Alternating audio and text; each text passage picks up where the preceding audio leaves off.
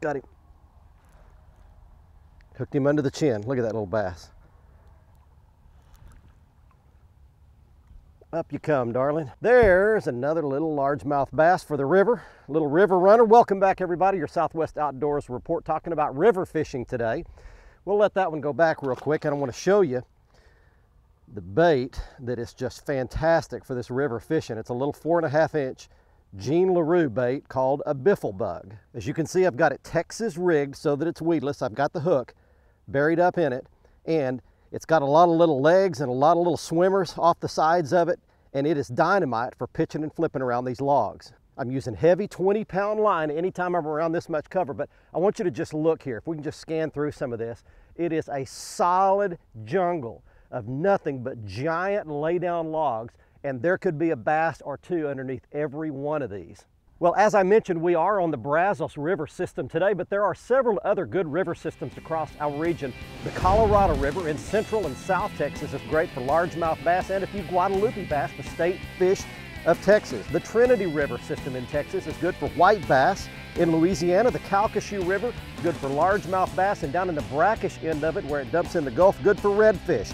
Also in Louisiana, the Sabine River system and the Mississippi. In Arkansas, the White River system got some good spotted bass in the lower end of it and a lot of good trout fishing in the upper end. And the Arkansas River in both Oklahoma and Louisiana is a fantastic fishery for striped bass. Also in Oklahoma, the Illinois River is good for largemouth bass and several other species, as is the Kiamichi, the Little, and the Blue River system. And right now, here's Brian Hughes with your Texas Freshwater Fishing Report. Hi everybody, and welcome to this week's Lone Star Lakes, brought to you by Brass and Blades, the bait with twice the bite.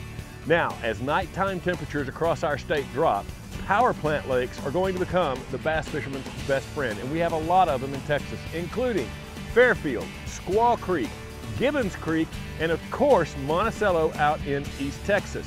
Now, the good thing about power plant lakes is no matter how cold the water temperatures get, there's always some warm water to be found near the power plant discharge.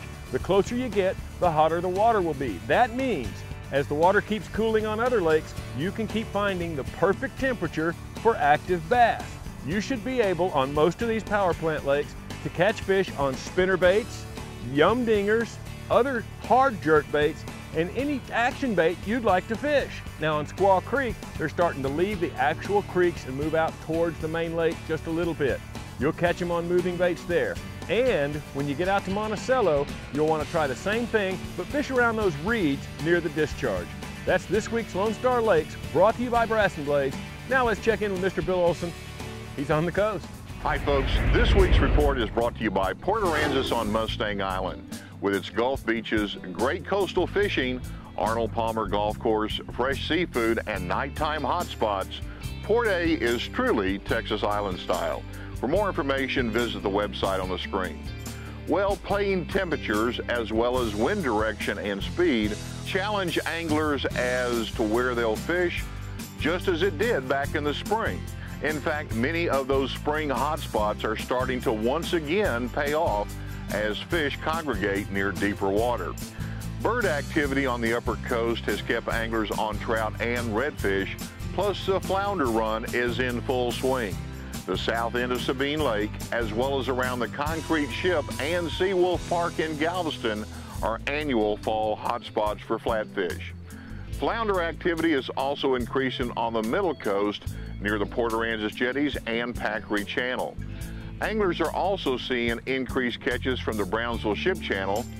There they're fishing live shrimp along the edge of the channel around structure, and this has resulted in catches of snook, trout, redfish, and mangrove snapper. This Sunday, November 21st, the extended red snapper season will close in federal waters. However, snapper season remains open in state waters out to 9 nautical miles. This weekend, both Saturday and Sunday have a double tide schedule of 2 high and 2 low tides each day.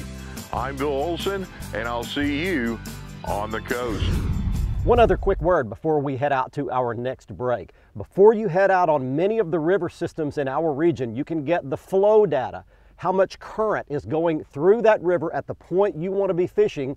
All that information is online at the U.S. Army Corps of Engineer website. It does take a little digging, a little searching, but you can find it and you can know what to expect current-wise in most of the rivers throughout our region. Stay with us.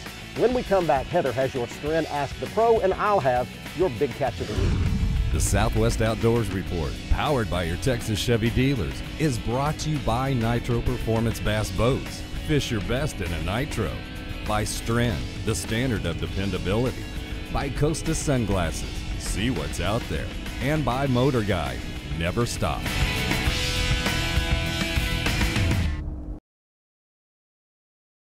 This is the Southwest Outdoors Report, powered by your Texas Chevy dealer.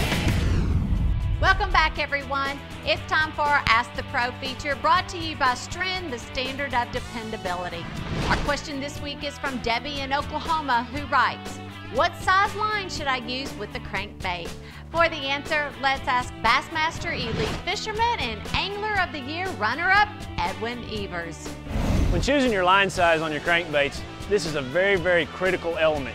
Line size is going to dictate how well that bait runs and how deep you're going to get that bait. Trying to keep a bait up, use bigger line. Trying to get a bait down deep, use smaller line. The smaller the diameter line, the deeper that bait's going to go, the less resistance it has coming through the water column.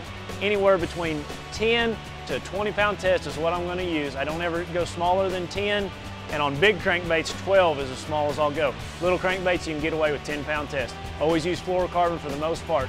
You're going to get a lot more feel, a lot deeper depth out of your crankbaits using fluorocarbon.